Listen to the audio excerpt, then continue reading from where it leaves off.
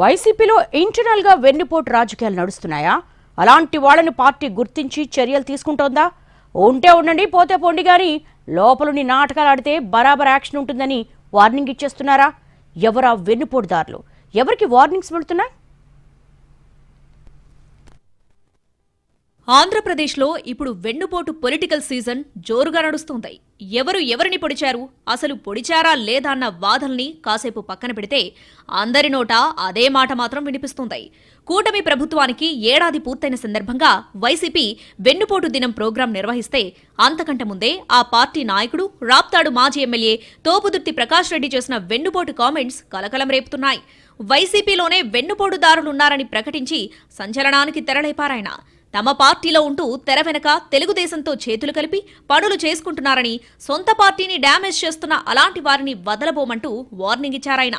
Party వ్యతిరేక కార్యకలాపాలకు పాల్పడే వారి విషయంలో కఠినంగా ఉంటామని తేల్చి చెప్పేశారు తోపుదుర్తి.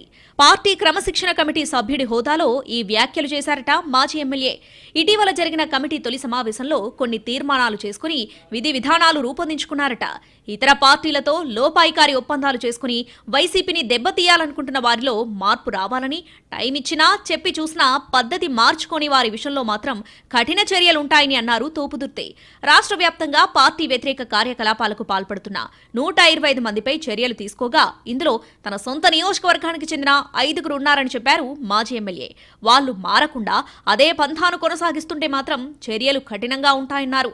వారిని సమర్థించే నాయకుల మీద కూడా చర్యలుంటాయన్నారు తోపుదుర్తి. రాప్తాడు నియోజకవర్గంలో భూమిరెడ్డి మహానందరెడ్డి, పూలకుంట శివారెడ్డి, కుంటిమద్ది రమేష్, నసనకోట ముత్యాలు, బోయ రాజారాం లాంటి కీలక నేతలపై వేటేసింది పార్టీ. గత ఎన్నికల్లో టీడీపీ నేతలతో చేతులు కలిపి తన ఓటమికి కారణమయ్యారని తోపుదుర్తి ఆధారాలతో సహా పార్టీ అధిష్టానానికి ఫిర్యాదు చేయడంతో వాళ్ల మీద వేటుపడింది.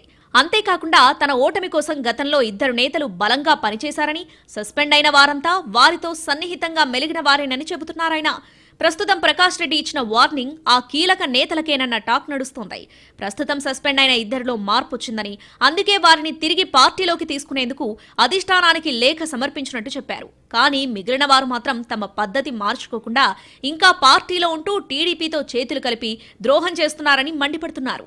అలాంటి వారు శాశ్వతంగా పార్టీ నుంచి దూరమవుతారని, వాళ్ళని ఎంకరేజ్ చేస్తున్న కీలక నేతలపై కూడా చర్యలు తప్పవంటున్నారు తోపుదుర్తి.